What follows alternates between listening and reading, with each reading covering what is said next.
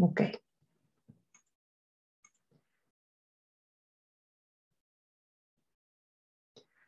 Okay, just let me share my screen.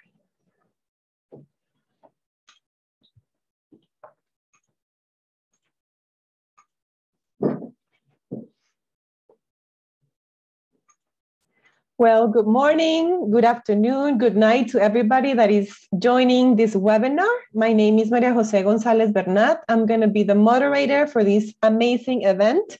We have experts, amazing experts that are going to be discussing about the high seas, deep sea mining, and fisheries subsidies. So we welcome all of you. We are going to wait for a few more minutes just to make sure that everybody is participating right now at the moment. And thank you again for everybody that is already part of the webinar. So welcome.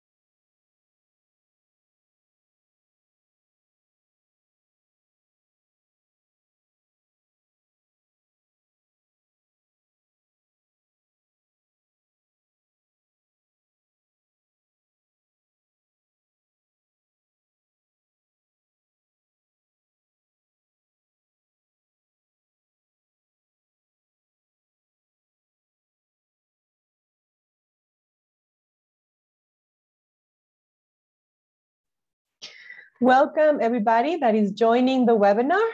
Once again, my name is Maria Jose Gonzalez Bernat. I work for AIDA. I am one of the coordinators of the Ecosystems program. We welcome everybody that is joining this webinar. The webinar is titled From the Seabed to the High Seas, How International Negotiations Can Save the Ocean's Future. So we're gonna have an excellent discussion with three amazing experts that are going to be talking to us about the high seas, fisheries subsidies, and of course, deep sea mining. So please remember that this webinar is part of the United Nations Oceans Conference. So thank you everybody that is part of the webinar. Before I give the space to the panelists, I just want to give some information about the interpretation. If you are watching us from a computer, there's the interpretation button at the bottom of your screen. Please click there and select the Spanish option because we have a simultaneous translation into Spanish. If you're watching us from your smartphone, you can do the same thing. Just click these three dots and you're gonna choose language interpretation, select Spanish, and then you're gonna hear our Spanish translation. So a little bit of the event description. This event aims to present the general characteristics of ongoing international negotiations that seek to improve the conservation and sustainable use of the oceans and their resources. Through a panel discussion, the event will highlight the obstacles, developments, and expectations of negotiations related to ocean mining, fisheries subsidies, and the protection of the high seas. As a first panelist, we're gonna welcome Ernesto Fernandez Monge. He works with Pew's Conservation Support Team, providing expertise on the link between trade and environment, particularly on subsidies harmful to the environment and plastic waste. Fernandez Monge has worked on projects to secure the WTO agreement to end harmful fisheries subsidies. He has also worked for the Ministry of Foreign Affairs of Costa Rica as a legal advisor and negotiator, and later worked in Costa Rica's WTO mission in Geneva. In the WTO mission, Fernandez Monge has handled negotiations on fisheries subsidies and other trade issues. We also have Maria Amalia Rodriguez. Dr. Rodriguez Chavez has more than 15 years of experience working with environmental, non-governmental organizations and as an independent consultant on diverse environmental topics. She has a law degree and a master's degree in environmental law from the University of Costa Rica and a PhD in law from the School of Law and then of the National University of Ireland, Galway, sorry. Currently, Maria Mala is a postdoctoral fellow researcher in the Empowering Women for the United Nations Decade of the Oceans Science for Sustainable Development Program at the WMU Sasakawa Global Ocean Institute, a consultant for a High Seas Alliance, where she is responsible for coordinating the approach of Latin American countries in negotiations and in negotiating a new treaty on biodiversity beyond national negotiations at the United Nations. And she is also the program coordinator of the Doalos Norway programs of assistance to meet the strategic capacity needs of developing states in the field of ocean governments and the law of the sea. And last but not least, we also have Matthew Gianni. He is a co-founder, political and policy advisor for the Deep Sea Conservation Coalition, or DSCC. He is an independent consultant, advisor, and advocate for marine conservation based in the Netherlands. He is a co-founder of the DSCC and currently serves as its political and policy advisor. He has been involved in international fisheries and marine conservation policy law and treaty negotiations for almost 30 years at the United Nations General Assembly, UN summits, the Food and Agriculture Organizations of the United Nations, regional fisheries management organizations, and the International Seabed Authority. So as you can see, we have an amazing group of panelists. So we welcome you all and thank you for your time and your participation in this panel. So after each presentation, we're going to have an open discussion based on questions. We're also going to have conclusions, acknowledgement, and a small closure. And I will be facilitating this webinar. So we invite you to please ask your questions in the corresponding Zoom section or in the chat. And if possible, specify whom the question is addressed to. So without further ado, I think we're going to start already. So please, I'm going to invite Ernesto to share his screen and tell us a little bit about the fisheries subsidies negotiations. Thank you, Maria Jose, and thank you again to Aida for inviting me to participate in this webinar. Can you see the presentation now? Yes, Ernesto. Okay, thank you. Well, after more than 2 decades of negotiations, members at the World Trade Organization agreed to a new multilateral deal on fishery subsidies. So I'm very happy to talk about this. This is going to be the first time that I present on the results of the negotiations. Is the first binding WTO agreement that links trade and sustainability. So this is important. This is very important, and it will be subject to the WTO dispute settlement mechanism, which will help us, not only members but also civil society, to push for stronger implementation.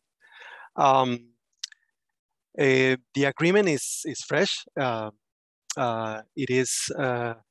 It was reached less than 2 weeks ago, on June 17, the 12th Ministerial Conference in Geneva, just in time for the world leaders to arrive this week at the UN Ocean Conference in Lisbon. So members will be reporting on progress on SDGs, but particularly, and we hope, on this important SDG, specifically on target 14.6, which mandated the WTO to reach an agreement. So this is important also for this week. This instrument will provide a tool to make governments accountable for their subsidy programs. It's important to highlight that the agreement is applicable to all subsidies, including capacity enhancing subsidies. The language of the agreement doesn't really make a distinction, so this is also relevant. The treaty is a partial version of a draft that agreement that was circulated by the chair of the negotiations, that was the ambassador Santiago Wills from Colombia, just a couple of days before the ministerial conference started. But let's talk about what includes.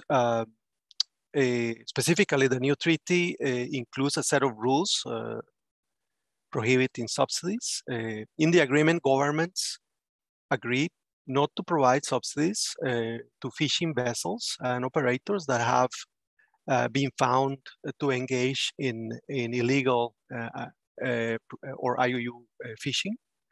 Governments also agreed to not to subsidize fishing or fish stocks that are in an overfished condition. These rules includes an important qualifier, however, that allows subsidies to continue when the subsidies themselves or other measures are implemented to rebuild fish stocks to a sustainable level. Let's say an example of this will be cessation or temporary cessation of fishing.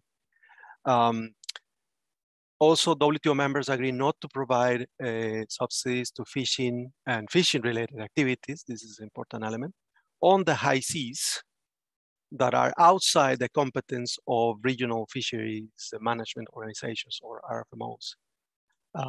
Fishing in these areas is not subject to any conservation rules, meaning that the risk of subsidies provided subsidies could lead to overfishing is of a particularly high. So this rule is very important, and I will give an example later. The governments also agreed to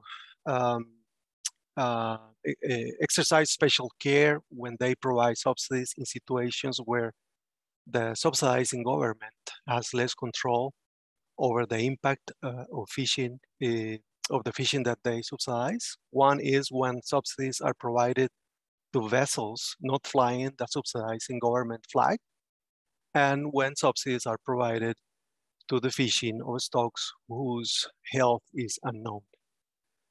The deal also includes new rules on transparency and notifications, which requires members to notify to WTO information related to the subsidies and their fisheries and the subsidies that they provide to fisheries.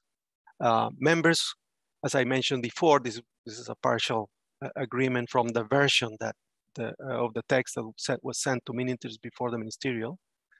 So members were not be able to agree on the main prohibition on one of the pillars, which was overfishing and overcapacity, or subsidies that contribute to excessive capacity and fishing pressure.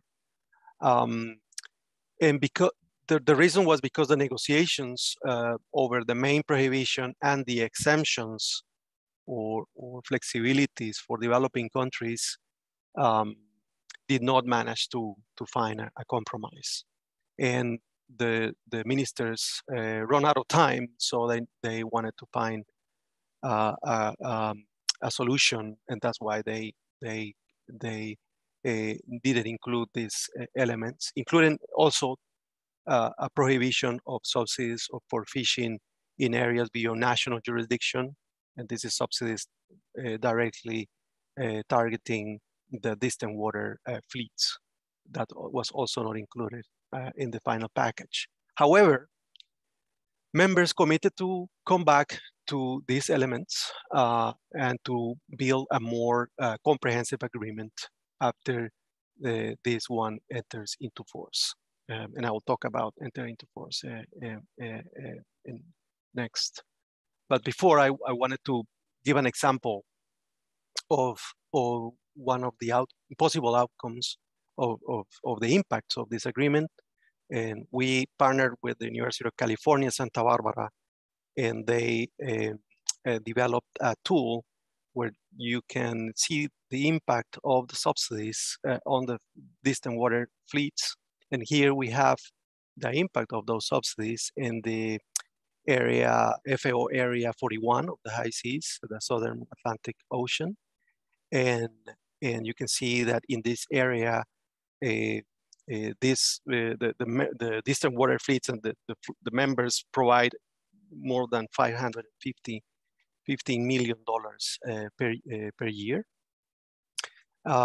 This is the data from 2018, and you can see which countries provide the most subsidies in this area. As you can see in the right-hand side, the map, particularly in front of the coast of Argentina, this is an area where there is no RFMO, particularly on the species of squid.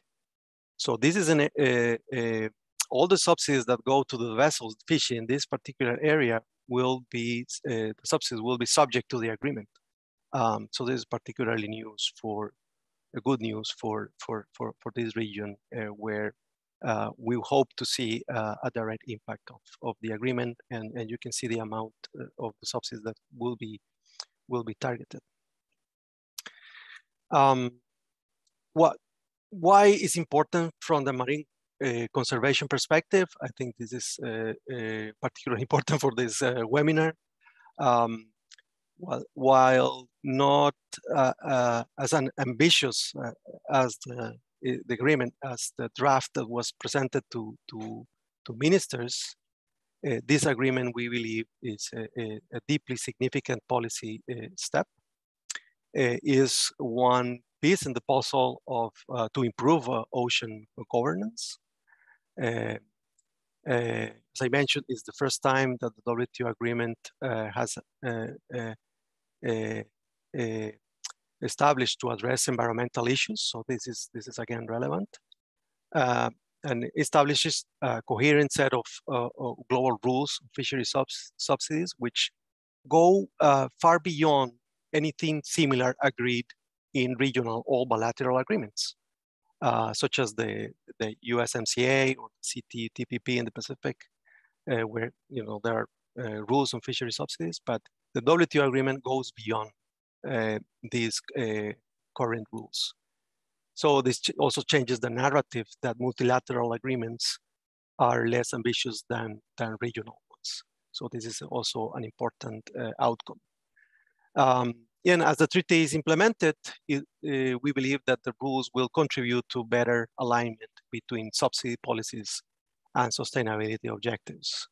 We believe also that will be a catalyst for broader fishery reform.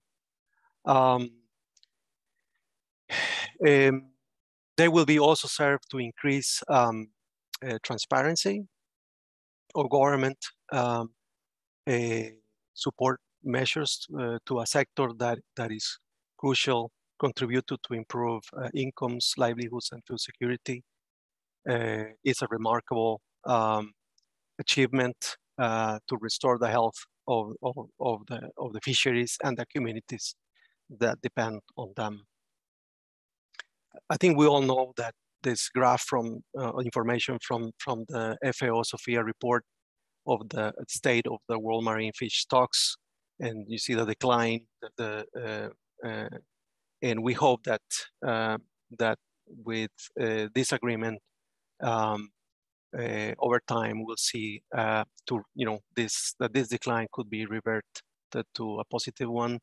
As you can see, since the negotiations started in 2001, the overfish stocks were about 27%, now they're 34%.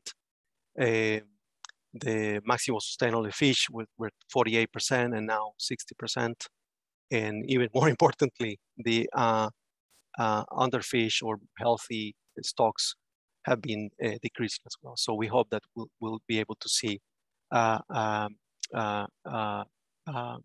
revert of this decline. So what's next on the fishery subsidies agreement? Now members need to turn into ratification process. To be the agreement to enter into force needs 2/3 of the WTO membership. This is about from 164 will be around 109. We have the process of the inclusion of further disciplines on overfishing and overcapacity. So members will have to agree on the process to start that negotiation. And the agreement also establishes a committee that will look into the implementation. So there will be an opportunity for monitoring and transparency, not only from members, but also from the civil society, and we'll be looking at this. So with that, I'll finish and happy to answer any questions. Thank you. Thank you so much, Ernesto, for that brief but yet very important presentation. And we think we're happy and we're celebrating that we finally have an agreement after 20 years of negotiation. So thank you so much. And I remind everybody, please, to send their questions in the chat box. If you have specific questions for Ernesto or for any of our panelists, please send us a question there so we can enrich the discussion that we're going to have by the end of the presentations. So next up, I want to invite Maria Malia Rodriguez from High Seas Alliance. So please, Maria Malia, we welcome you and we invite you to share your screen, and thank you so much. Thank you very much, Maria Jose. Yeah, I'm just going to share my screen right now. And yeah, I do want to let the participants know that I will turn my video off because I'm having a bit of an issue with my Wi-Fi. So I do want yeah, for the sound to be okay rather than my video. And I will turn my video on later after we finished the presentation. Thank you, Maria Maria. That's okay. Thank you. So good morning and good afternoon, everyone. It's a pleasure to be here with you all. And also thanks to the organizers, AIDA, for the invitation to present today on the negotiation process of a new treaty for the conservation and sustainable use of marine biodiversity in areas beyond national jurisdiction. I'm Maria Malia Rodriguez, and as Maria Jose said, I am a consultant for the High Seas Alliance. So today I will briefly address the following points. First, a general context of areas beyond national jurisdiction, or Bbnj. Later, I will address a brief reference on the negotiation process of the biodiversity beyond national jurisdiction negotiation process, and that's what Bbnj stands for. Also, I'll be highlighting some aspects on why we need this new treaty, and we'll finalize with a couple of summary remarks.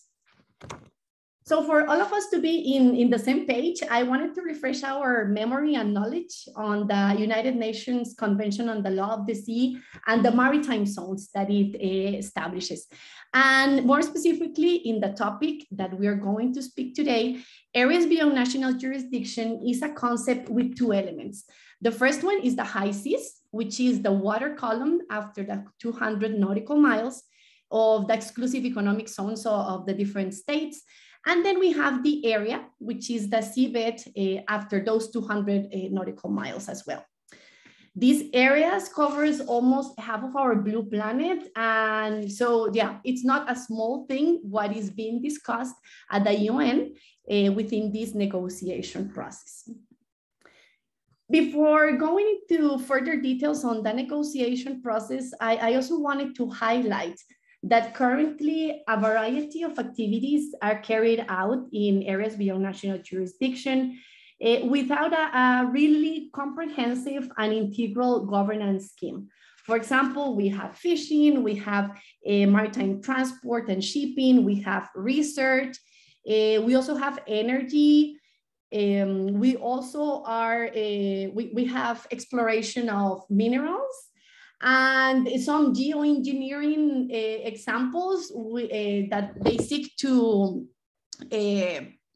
to capture carbon, but yeah, we are not sure 100% of the impacts of these new activities in the ocean ecosystems. And all of these activities are happening in the same habitats and environments that are critical for thousands of marine species. With this slide, I also wanted to make very visible the current governance framework that applies in areas beyond national jurisdiction. So if we remember the previous slide with all the activities taking place in the high seas and in the area, this is the translation on how the legal and institutional framework looks like in those areas. So we have UNCLOS, the Constitution of the Oceans, in the top. And then we have different activities which have developed their own institutional and legal frameworks with a sectoral approach. So we had, for example, Part 11 on seabed mining and the International Seabed Authority. We have the International Maritime Organization and also its legal provisions.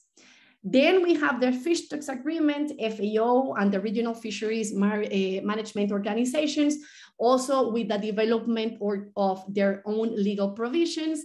And more on the environmental side, we have the United Nations Environment Program, also the General Assembly, the Regional Seas Program, and multiple international conventions that regulate more the protection and conservation of biodiversity.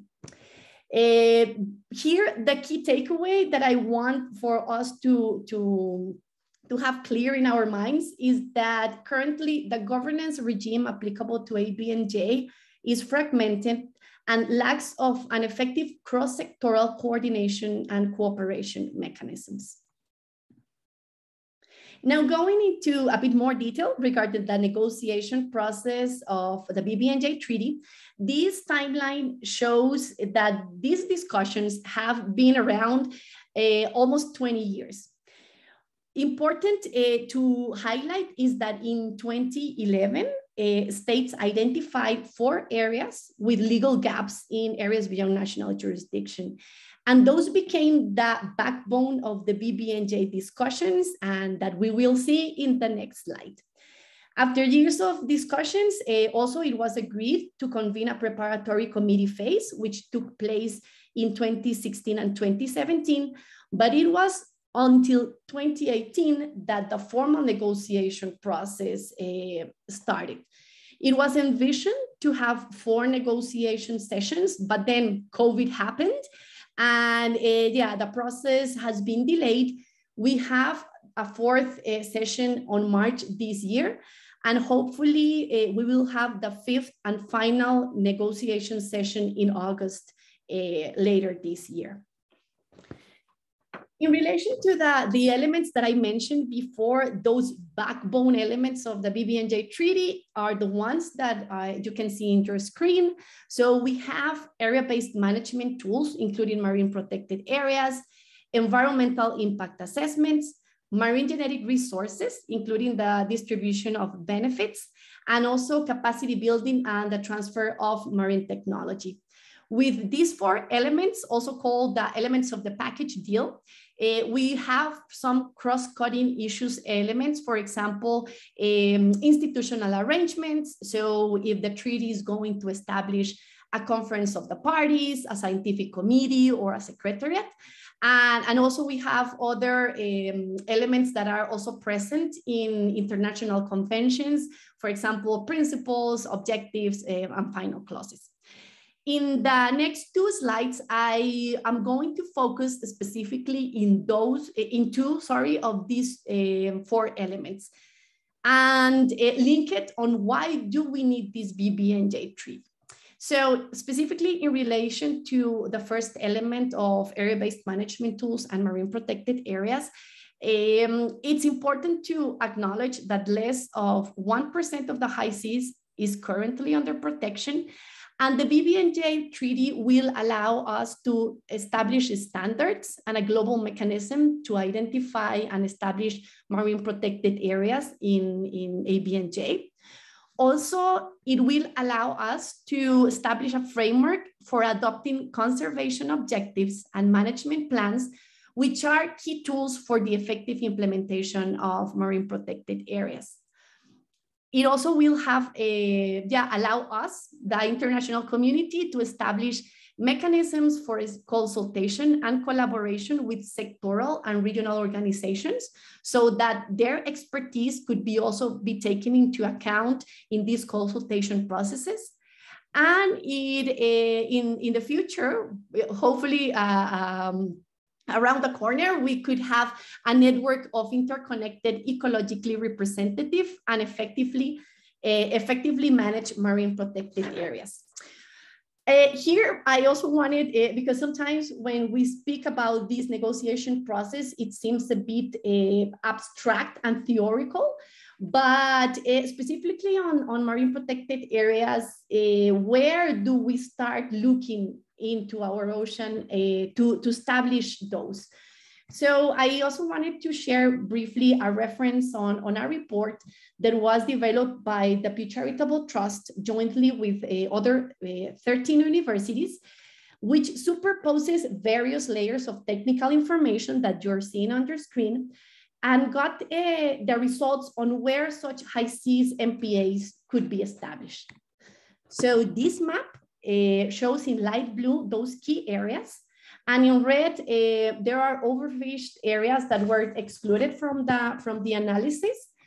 So yeah, here just to bring the conversation a bit more in a concrete scenario on where we should be identifying those key areas where we can establish or start a process to establish marine protected areas.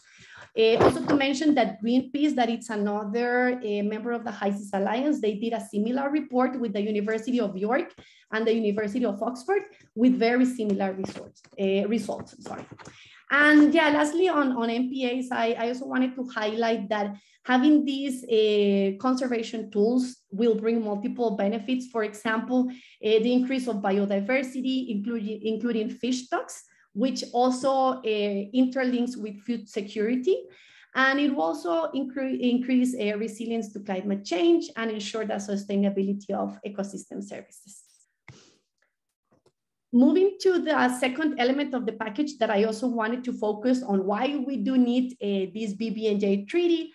Having a strong environmental impact assessment chapter within the Bbnj treaty will allow us to ensure that the interests of the international community are represented through, first, the review of this environmental impact assessment by a scientific body established in the treaty.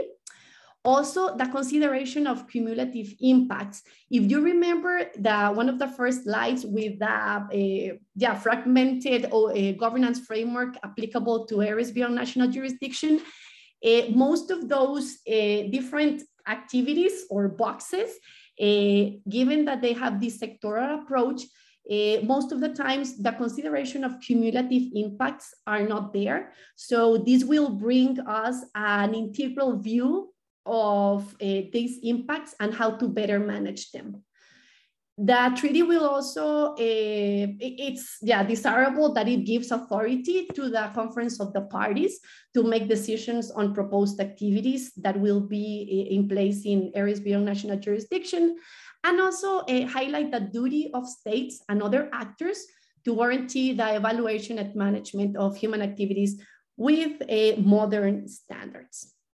To finalize this specific mention of environmental impact assessments, I think that it's very relevant to have in mind that we are developing the framework that will be applicable for the next 50 years.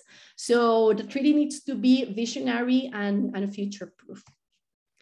And to finalize, I wanted to highlight some summary remarks. So having a global and comprehensive treaty, it's necessary to guarantee the sustainability of biodiversity in almost half of our planet, to allow the integral consideration of biodiversity in such areas and help identifying and mitigating possible negative impacts of human activities, also to address threats that are currently in place in such areas, to address legal loopholes, Also, there's an opportunity to improve the performance of existing multilateral and regional organizations, having these consultation processes within the treaty, promoting intersectoral coordination and cooperation, ensuring greater accountability. And my final remark, and also very important for all of us to have in mind, is that the Bbnj treaty does not come to replace any regional or sectoral organization, but seeks to support and complement their work and guarantee sustainability and the health of marine ecosystems in Bbnj. So that would be my intervention for now. And thank you very much for listening and looking forward for your questions. Thank you, Maria Malia. Muchas gracias. That was very interesting, very brief and profound presentation. So thank you so much for enlightening us about the high seas and how long the negotiations have also been taking. I invite you all again to please forward any questions you have for our panelists, particularly for Maria Malia in the High Seas Treaty, in the chat box. So thank you. And last but not least, I want to invite Matthew Gianni to talk to us a little bit about deep sea mining and the Deep Sea Conservation Coalition. So thank you, Matthew. Please share your screen for your presentation and open your microphone. So thank you. Okay, thank you, Maria. I also am going to turn off my camera while I make the presentation. So there we go. Oops, I'm sorry, one moment, please.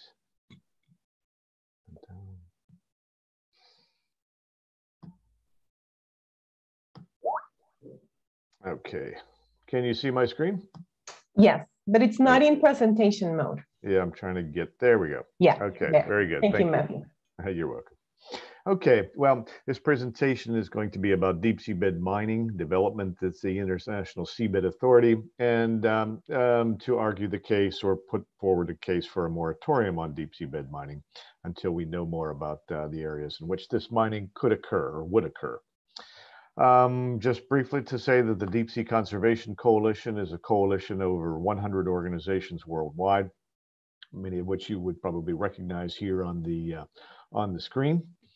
And to begin with, I just wanted to point out some key provisions of the United Nations Convention on the Law of the Sea.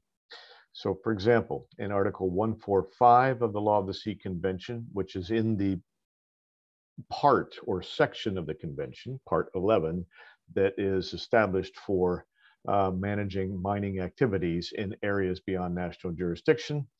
The states and the International Seabed Authority are under a legal obligation to take necessary measures to ensure effective protection for the marine environment from harmful effects and to prevent damage to the flora and fauna of the marine environment. It's also important to point out that the mining regime, or the seabed, the International Seabed Regime of the Law of the Sea Convention, requires the International Seabed Authority to act on behalf of and for the benefit of humankind as a whole. That is you, me, and everyone else. The Law of the Sea Convention was negotiated in the 1970s. And not much was known about what lives in the deep sea areas. In fact, nothing was known about, very little, if anything, was known about hydrothermal vents, one of the types of areas of the deep sea that produces or where you find deposits of mineral resources. They were only first discovered in 1977, and it was only after the conclusion of the Law of the Sea Convention negotiations that states and scientists realized that there were large deposits of metals associated with these venting systems in the deep sea. But in the last 10 years, quite a bit of scientific information has been generated on deep sea generally, and in the areas, specifically in areas where mining could occur. And the conclusion of scientists, I'm a co-author on this paper, but it's largely written by scientists, is that if mining is allowed to occur, biodiversity loss will be unavoidable, it will be irreversible on human timescales, and offsets are scientifically meaningless. And specifically, the mining for the nodules in an area called the Clarion Clipperton zone, which you see here, yeah, here we go, which is in the Eastern Pacific, and I'll show the map here shortly, scientists are saying about half of the species discovered to date depend on the nodules. And those animals may take millions of years to recover from the impacts of mining. And even the partial recovery of the animals living in the sediment may take hundreds to thousands of years. So clearly the impacts are going to be long-term, irreversible. Some scientists are warning that species extinctions would likely occur, including of species that we haven't yet discovered. And it's the size of the mining operations that gives quite a rise to quite a concern. This is the Clarion Clipperton zone. It's an area of the Eastern Pacific. You see on this map, large, about 4.5 million square kilometers in size. And all of the colorful areas are areas where either the ISA has issued licenses for exploration for minerals rather, in these so-called nodules, or areas where where surveys have occurred and are held in reserve for developing countries. So altogether, it's about 1.2 million square kilometers have already been allocated to these companies, that listed on the bottom of the screen here, and another 600,000 to 800,000 square kilometers or more are in a reserve for developing countries to claim. Also for exploration and ultimately for exploitation, i.e. mining, should they desire to do so. And I should point out there's no mining yet been authorized by the International Seabed Authority. They're still in the process of negotiating the regulations. This is just a brief slide, one of the big projects. I worked in one of the big projects looking at the impacts of deep seabed mining from a scientific point of view. This was another project called JPI Oceans Mining Impact.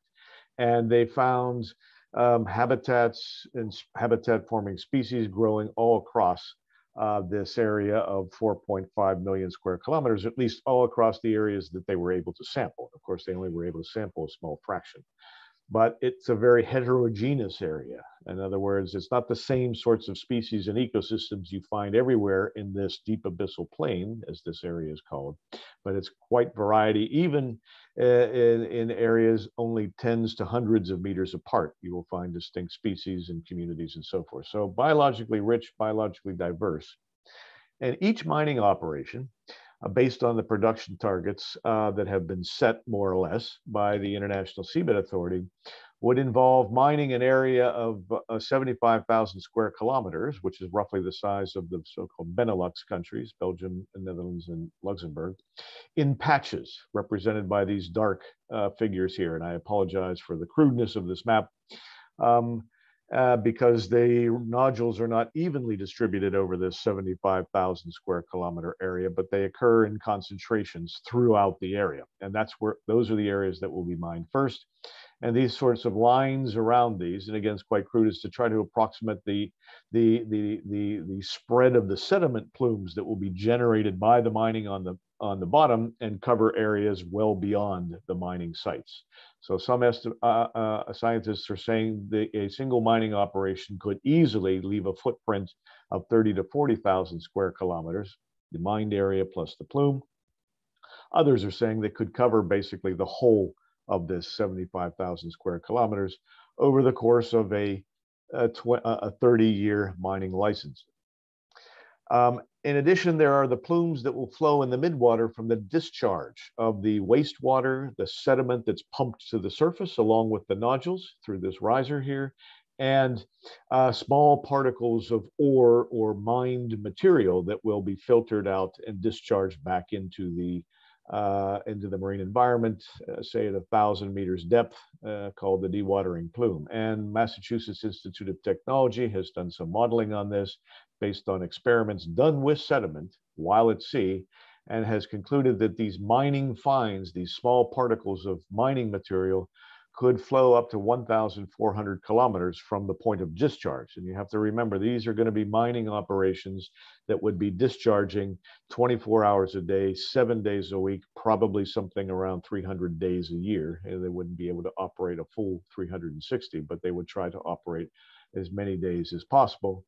And the impacts of this midwater these midwater discharges would, along with noise and light, could and likely would impact migratory species, cetaceans, tunas, sea turtles, deep diving rays, and species in the mesopelagic and the mesopelagic and deep benthopelagic, the bathypelagic zone, where we know even less about what animals live there, much less what the impact of clouding their systems and introducing metals that could potentially be biotoxic into their habit or that portion of the marine environment. And again, these nodule-dependent animals may take millions of years to recover, if they recover at all. And I just might add, in the Clarion Clipperton zone, and this is something relevant to what Malia was presenting, there were 9, and now there are 4 more, which I don't have here, 13 APEIs. So these are areas called areas of particular environmental interest. You can't mine in these areas, but you can allow the plumes to flow into these areas.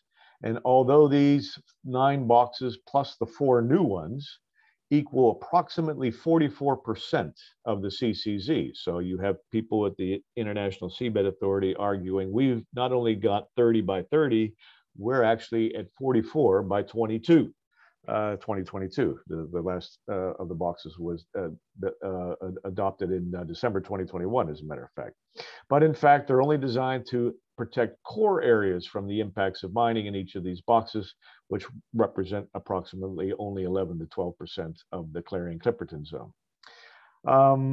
Coming to the bigger picture, the UN's First World Ocean Assessment has identified the deep sea as the largest source of species and ecosystem diversity on Earth, and supports the natural ecosystem, supports diverse ecosystem processes and functions such as carbon sequestration, necessary for the Earth's natural systems to function. And deep sea is already under stress from climate change and other issues. So secondly, the secondary set of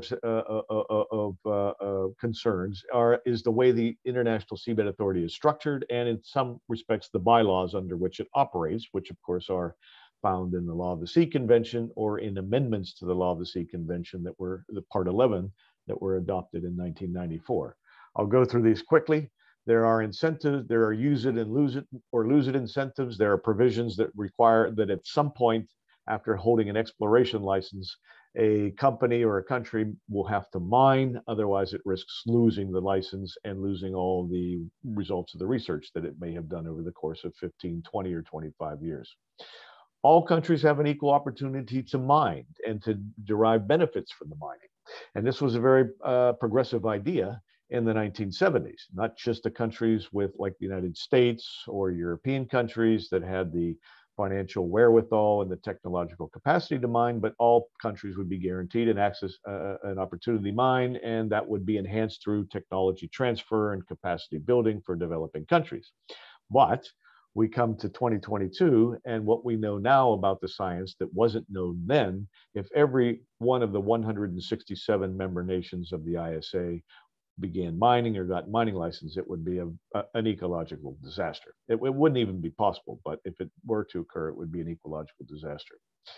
Also, there's quite a bit of inequity here. 25 of the 31 exploration contracts that the ISA has issued thus far are in the hands of 7 countries: China, France, Germany, India, Japan, Korea, Russia, and 3 companies, a UK-based company, a Belgium-based company, and 1 based in Canada. And there's a significant lack of transparency. The main advisory board body meets behind closed doors and has a major influence over decisions taken by the ISA. Contracts are confidential. We don't get to see them. These are contracts that are being issued by the ISA on behalf of humankind as a whole. You, me, and everyone else, we really should have a right to see what's in those contracts. Secondly, the voting structure of the ISA is a major problem. I won't go into the detail. It's a bit complicated to understand, but in extreme cases, as few as 16 individuals in the Legal and Technical Commission and 2 countries on one of groups A, B, or C of the Council can guarantee that a company or a country gets a license to mine, even if most of the rest of the countries were opposed. And there are 131 members of the ISA, country members, that have no vote in deciding whether to issue mining licenses or not. I won't go into this other than say that the economics of CCs, the mining the nodules, which is the area where the ISA will issue its first licenses, if it begins issuing licenses, will result in very little payout in royalties to humankind as a whole, to all the states. But it would potentially be very profitable for individual companies that mine and for the states that would sponsor those companies. And this is a requirement under the Law of the Sea Convention. A company cannot get a license unless it's sponsored by one of the member states of the International Seabed Authority. So why mine? Biodiversity loss, inequitable, little benefit for humankind as a whole, even if it would be good corporate profits and financial incentives to individual countries that engage in the mining. Well, the hype is that we need to go into the deep ocean to get metals to transition to renewable energy economies. And primarily the nodules contain 4 metals: cobalt, copper, or nickel, I should say, cobalt, copper, and manganese. But when you look at the content of the metals in the nodules, the size of the areas that they need to mine, and compare that against global terrestrial production today, you see circled in red, in order to double current nickel production globally from terrestrial mining industries or operations, you would need to establish 62 mining operations, each covering an area of 75,000 square kilometers, as I showed in a previous slide, to equal terrestrial production. 22 for cobalt, you would have to put in 648 nodule mining operations, over 600. These are approximate figures, but they're close. And so the deep seabed mining, 2 things to say there. Number one, it's never going to provide a significant increase in global metal supply, number one. And number two, even if it could, it would take decades to get to a level where it could, and we don't have decades to wait to build renewable energy technologies to get ourselves off of fossil fuels and into sustainable and climate-friendly economies. Also, the industry is moving away from cobalt and nickel, the 2 main metals that the deep sea mining industry wants to target in these nodules, because they think the battery industry is particularly the electric vehicle industry is the industry that's going to make them the most money. And there are various studies that have indicated we can transition to a 100% renewable energy economy by 2050 without sourcing metals from the deep sea, through alternative technologies, terrestrial supplies, reforming terrestrial mining, substitute materials, recycling, better product design, etc. So coming back to what Maria said, we have the IGC to negotiate a new instrument under the Law of the Sea Convention for the conservation and sustainable use of marine biodiversity in Bbnj at the United Nations.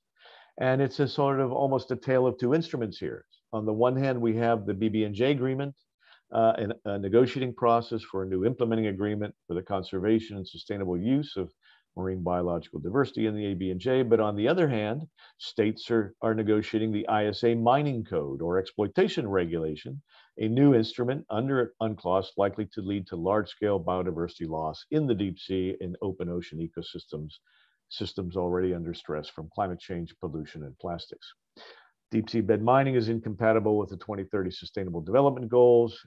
We specifically cite goal SDG 14, target 14.2, sustainably manage and protect marine and coastal ecosystems, strengthen their resilience, take action for their restoration. And as we know from the science on Clarion, on the nodule mining in the Clarion Clipperton zone and other types of mining, is likely to cause significant adverse impacts on these marine ecosystems, weaken their resilience, and cause damage from which they may never recover.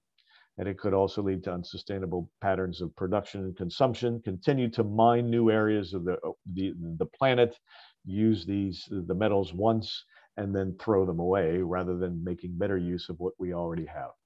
Growing support for a moratorium, the European Parliament, the Chilean Senate, the Guam Senate, legislatures of Canary Islands, Galicia, and others as examples.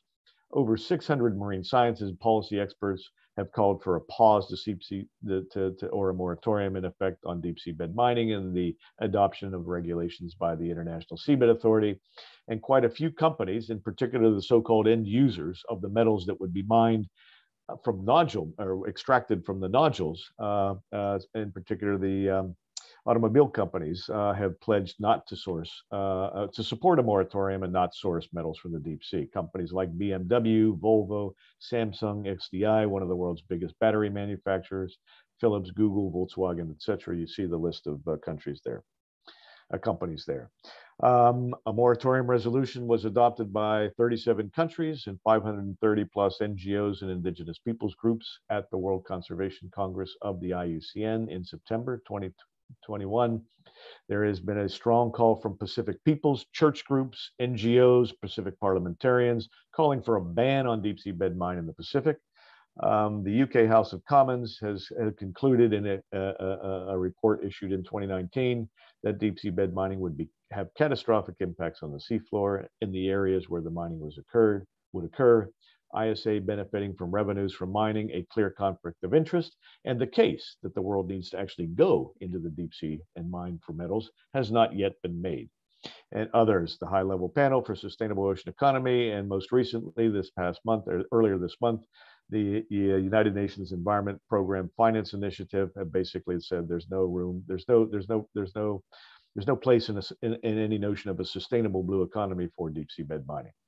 So to conclude, to getting to the conclusion here, yes, a moratorium is possible, legally defensible, and required under the precautionary approach, consistent with contemporary commitments to protecting biodiversity and implementing the UN Sustainable Development Goals.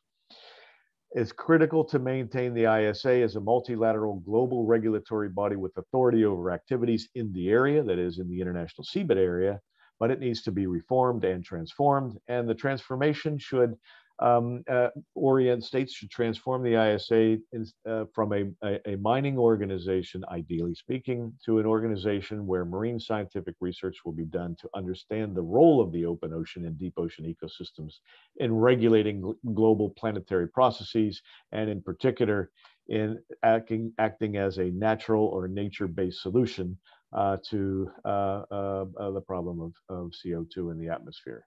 And finally, coming back to the biodiversity side of things, clearly we are living in the midst of one of the great extinction spasms of geological history. The IPBES report, 1 million species at risk of extinction, many over the next few decades.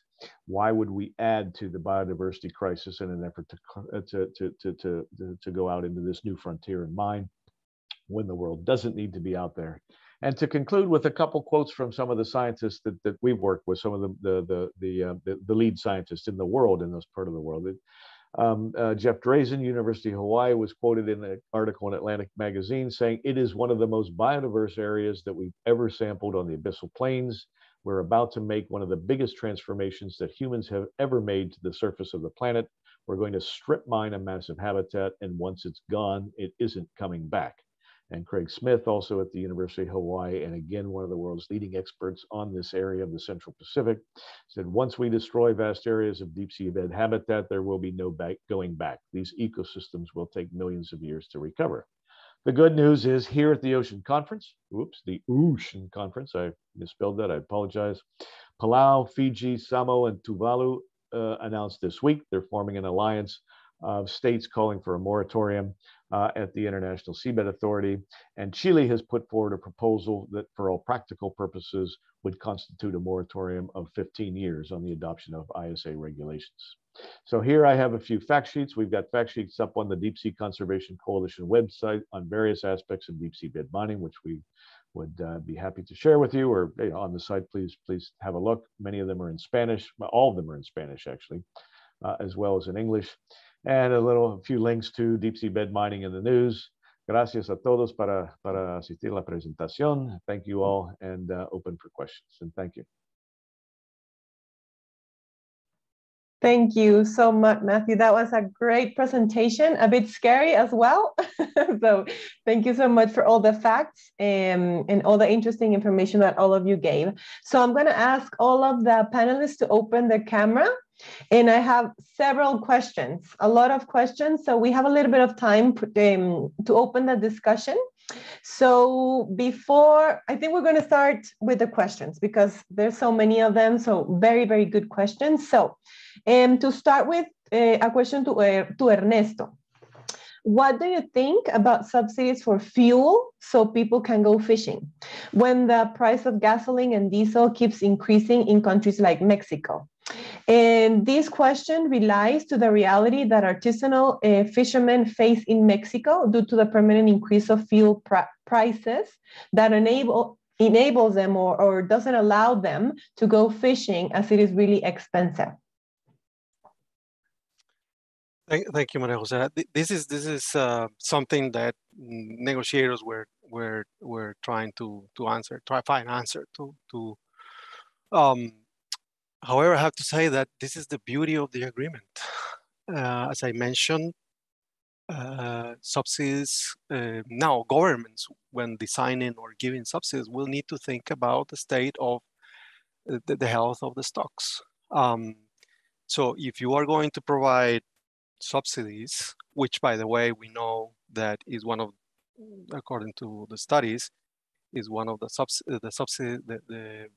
biggest subsidy globally, but also according to the OECD is the most harmful one. So if you are going to give subsidies to the fishers, particularly the artisanal small scale, to fish, that is okay. But if you are giving subsidies to allow them to go further and for more time on stocks that are already overfished or are on a down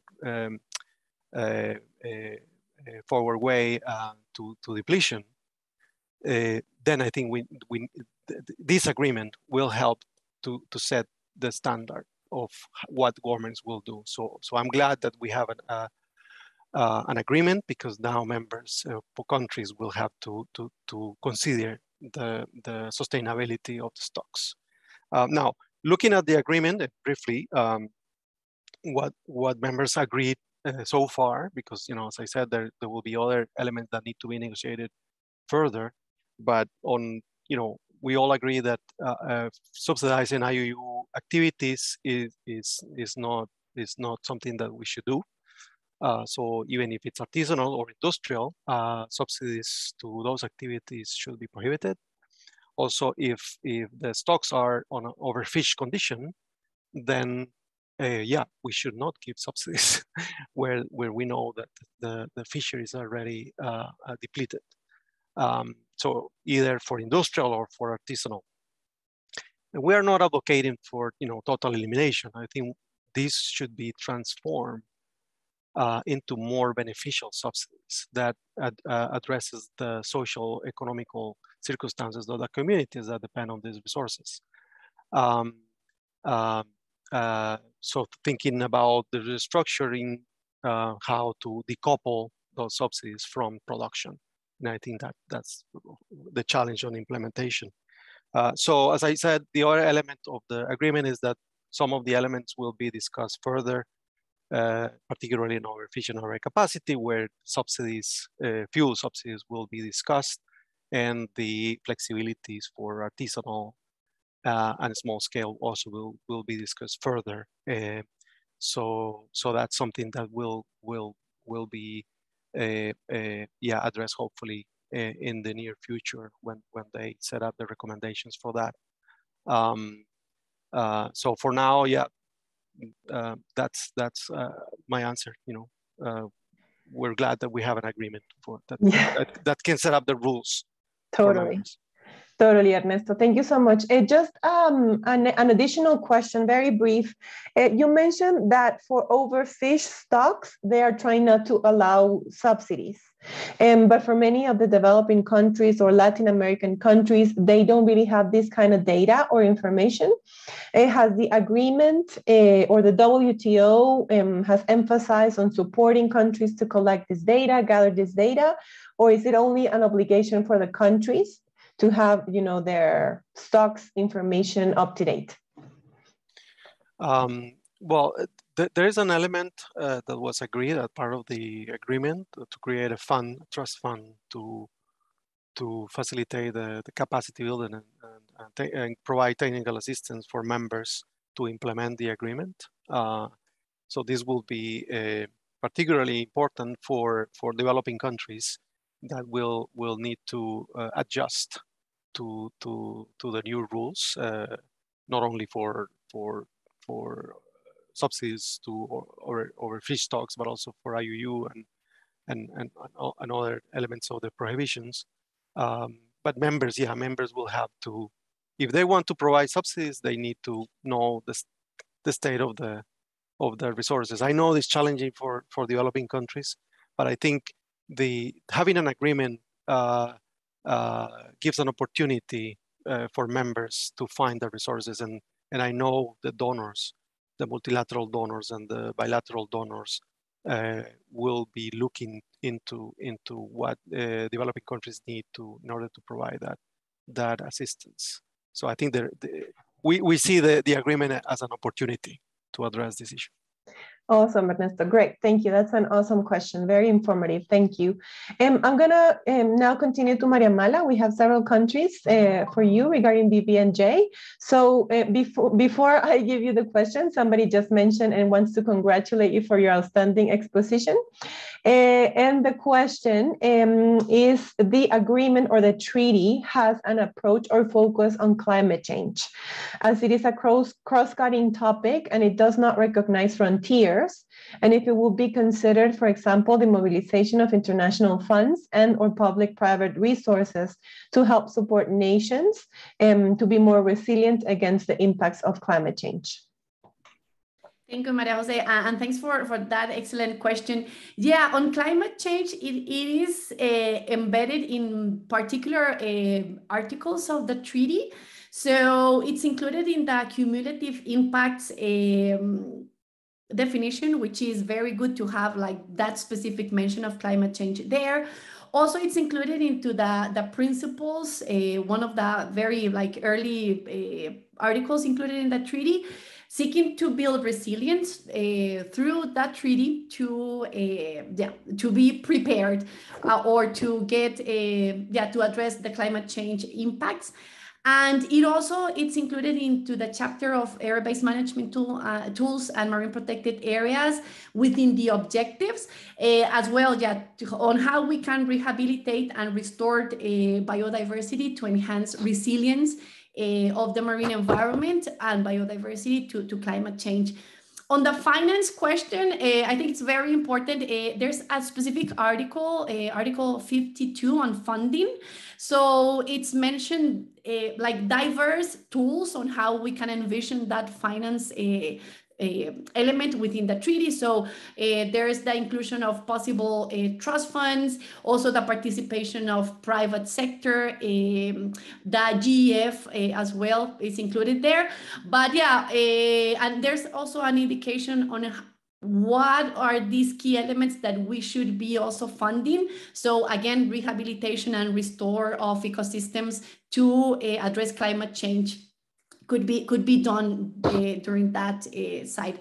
And I also saw that question included a reference on how the Bbnj treaty has been playing a role in the UN Ocean Conference. So like a commercial, just to say that the High Seas Alliance organized a workshop with different delegations before the conference started, to keep the conversation going and to inform and share different views with these delegations towards IGC5. And I think that there are also other side events that have been organized just to highlight the importance of the High Seas Treaty in the upcoming months. Gracias, Maria Amalia. Awesome. I have another question for you. Has the need for an implementation stage for the Bbnj agreement in the legal framework of the RMFAOs has been identified? What would such state look like? Yeah, that's a great question. And I think it's a step ahead after we get our treaty done, hopefully this year. The implementation phase is very important. As Ernesto was mentioning, once you have the instrument, it's how we can all contribute to effective implementation of these new provisions. So the implementation of the Bbnj treaty will fall into the state parties that ratified that treaty and their vessels and nationals. We have to remember that states are also like members of the different organizations that I also included and highlighted in the first slides of my presentation. So for example, I'm from Costa Rica. Costa Rica could be party to the Bbnj treaty, but also it's party to an RFMO that it's the IITTC here in the Pacific, in the tropical Pacific. So if Costa Rica wants to propose a specific measure that might be beneficial for within the Bbnj treaty, as the country is also a member state of this RFMO, yeah, it has the possibility just to promote these other measures within that other organization. And that's like the possibility of sovereignty of the different states that are part of these multiple organizations in the ocean governance structures. But also it's important to highlight, Maria Jose, that also the treaty has Article 4 refers to the relationship of the Bbnj treaty with other existing frameworks. So it's also important to highlight that it's not that the Bbnj treaty will just come on top of the things that we have already in place, because there is no hierarchy among treaties. But the idea is how we can enhance mechanisms for coordination and cooperation, that's the thing that we don't have in place. And I think that that's one of the key opportunities that the Bbnj treaty could bring into the whole architecture of law of the sea that we have today. Awesome, Maria Malia. Thank you. Very clear, very focused, amazing. Thank you so much for your answers. I'm gonna move now to Matt. A question regarding, deep sea mining and what you presented. Considering that the energy transition model has not been discussed or agreed upon in the international community, is it wise to sacrifice the common heritage of humanity for a model that serves the business model of the technology industry? And also, what alternatives for future energy development do you think we should be focusing on? Very good question. No, we should. The short answer is no. We should not be sacrificing the common heritage of humanity for a model that serves, relatively narrow technology, corporate, and some state interests. What is the model, or what are the alternatives? Well, I think there are a whole variety of alternatives. You have, for example, one of the figures that I often refer to is that the International Telecommunications Union puts out a report every year or every few years on electronic waste.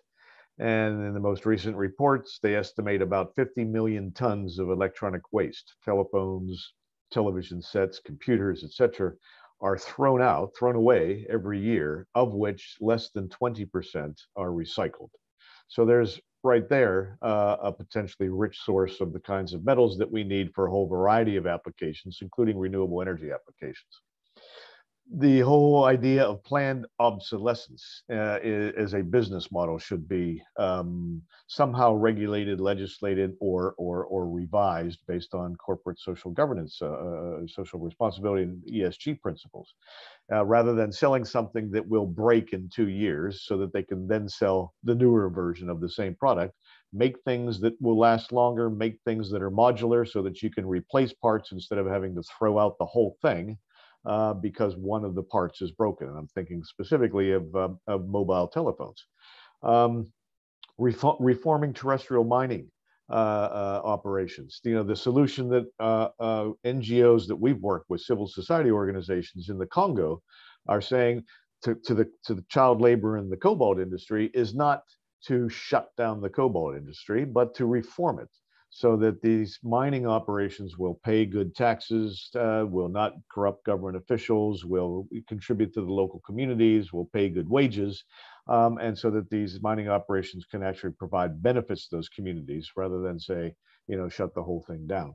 So there are a whole range of different things, but we do know that the Intergovernmental Panel on Climate Change, the Intergovernmental Science Policy Platform on Biodiversity and Ecosystem Services, the one that indicate 1 million species with threat of extinction, are talking about fundamental structural changes to our society in terms of our use of natural resources and our relationship with the natural world. And those are transformations we need for the benefit of people, for the benefit of biodiversity, for the benefit of nature, and ultimately to get us out of the crisis we're in of global climate change. And finally, just on the materials, what we're arguing, rather than using these high-cost materials such as cobalt and nickel and so forth, and materials that come with a high cost to the environment with their extraction, whether it's by land or on sea, that governments should be investing in, corporations should be investing in, consumers should be demanding low-impact materials that are cheap, that are readily available from a variety of different sources, that are not causing social or environmental problems with their extraction. And those are the types of materials and technologies we need to invest in to transition to renewable energy economies. And that money to invest is there. You know, if the rich countries contribute to the kinds of global funds that developing countries have called for, if they begin spending the type of money that's been spent on the pandemic toward getting us out of the fossil fuel dependence, you know, that kind of transformation can be done, and it can be done without exacerbating the biodiversity crisis. Great, Matt. Thank you so much for your answer. One more question for you regarding the ISA. Do you have, I know this might be a very broad question, so maybe you can very briefly kind of try to tell us, what do you think should be the governance model for the ISA to maybe meet the challenges that it's actually facing at the moment regarding regulations, you know, exploration, exploitation? Mm-hmm. Well, there's an easy example, just I mean, to simplify the answer to that question. In the 1980s, the members of the Antarctic Treaty System, and I've forgotten how many countries were involved, but I think it was over 40 countries, were negotiating a regime to begin mining the Antarctic continent. And in the late 1980s, two countries, France and Australia, decided to shift position and say, no, we need a moratorium on mining the Antarctic continent. We shouldn't be doing this. Let's set it aside as an area of global scientific interest, and we'll dedicate our efforts in Antarctica to research both the area itself and its contribution to the rest of the planet. And the same could go to our common heritage, our global commons.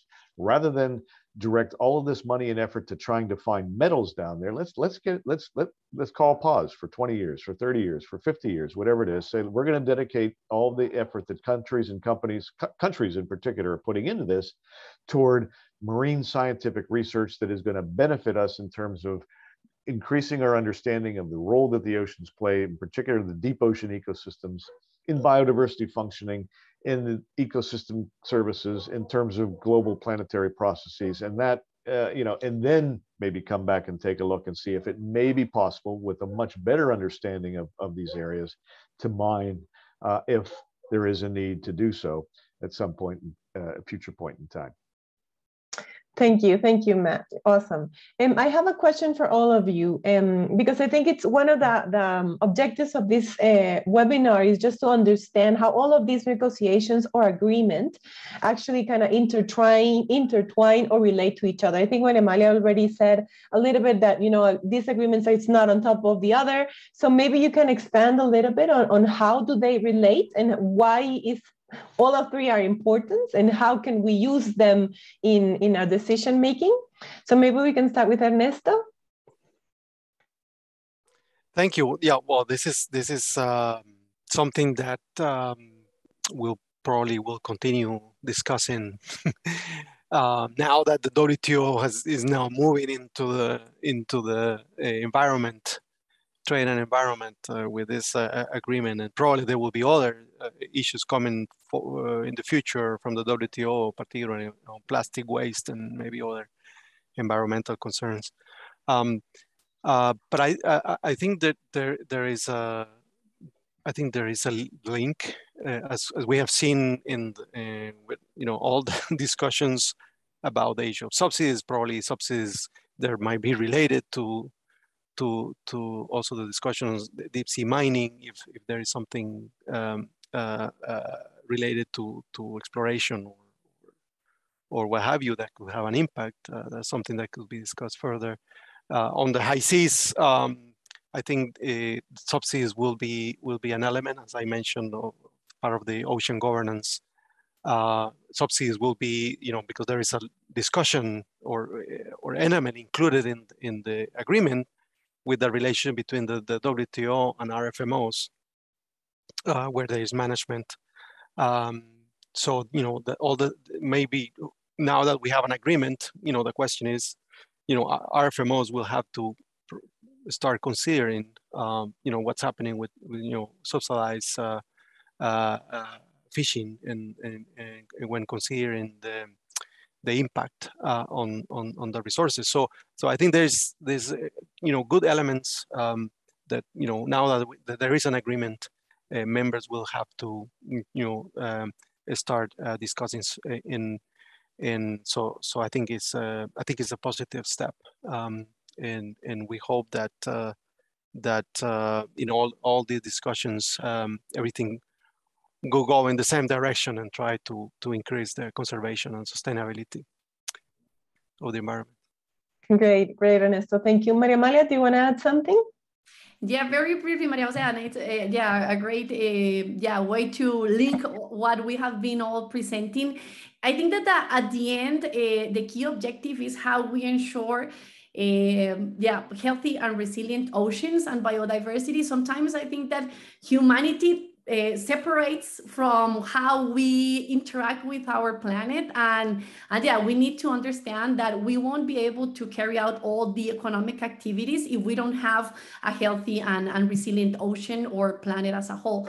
So one specific example that I wanted maybe to share, and I think that Matt has already mentioned briefly, it's for example, if we have a strong environmental impact assessment chapter in the Bbnj treaty, we can further motivate or promote better standards within other organizations. For example, ISA, that there's an environmental impact assessment process being regulated or developed, and also some regional fisheries management organizations, they require EIAs. So how we can impact positively from the Bbnj treaty and influence modern standards in these other regimes. So yeah, it's how we promote better and good practices and how we can have a more integral view rather than keep going on the different boxes, and try to have a holistic approach on how we manage our, manage and conserve our biodiversity in the oceans. Great, Maria Amalia, thank you. That was an awesome response. Matthew, do you want to add something? Yeah, just a bit. Thank you, Maria Jose. I'm thinking through the responses. I'm trying to respond, so it's, I stumbled a bit on the words there. But no, I mean, two big themes in terms of the environment that have emerged over the past decade or more is climate change and biodiversity loss. And so, and you see that reflected in political commitments. So, for example, we have this decade declared by the UN as the decade of ecosystem restoration. The Paris Accord on climate change, the Sustainable Development Goals. And so I think you can see somehow where all of these issues become, and the regulatory structures have to become interconnected. Climate change, for example, natural capital, whales are a major vector for taking carbon down into the deep sea when they die. Or can you, by interjecting a climate change approach into the ocean governance system, a climate change adaptation or mitigation or adaptation into the ocean governance system, can you bring the RFMOs together with the ISA, a reformed ISA, the Bbnj process to bear, and maybe some sorts of incentives agreed under the WTO context to ensure that natural capital and those ecosystem services that draw that carbon biologically down from the surface waters of the oceans into the deep sea to prevent the CO2 from getting back into the atmosphere could all be directed somehow to the same end. And so nobody would necessarily feel left out. The RFMOs wouldn't say, well, we're having to take a hit, but everybody else can mine. No, everybody would do their fair share. All industries would have to be regulated equally to ensure that we're minimizing the impact on the key ecosystem service that the ocean provided, carbon sequestration, and maximizing its functioning and the diversity of species. So I'm speaking kind of vaguely here, but I'm trying to kind of follow from what Maria Amalia said, that there is potential for these big issue items to help bring some of these siloed and disparate sort of regulatory processes more firmly into a not a singular architecture, but a complementary architecture that ultimately gives us much better tools to affect the kinds of changes we need to in terms of our relationship with the oceans. Great, Matt.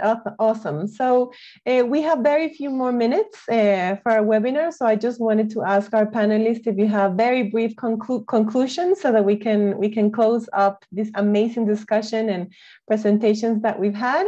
So maybe we can start with Ernesto. Oh, thank you, Maria Jose. I think this is probably a good start of a conversation about ocean governance and whether the different instruments that exist, but also the ones that are coming in the future now with the WTO, but also the Bbnj and the discussions at the seabed mining. But there might be others that might be relevant to marine conservation. So I think this is I think this is a good start, and so we're happy to be here and provide our views. But I think it will be this is being the first step. I think is important to continue our work in the marine conservation. But thank you. Thank you, Ernesto. Maria Malia? Thanks, Maria Jose. Yeah, very briefly, and in the same line as Ernesto said, it's kind of connecting the dots. Sometimes we're very busy in our own things, and having clarity on how everything interconnects from the ocean, from the coastal ecosystems that are fully dependent on what happens on the high seas, what happens with different economic activities, and we are all in the same boat.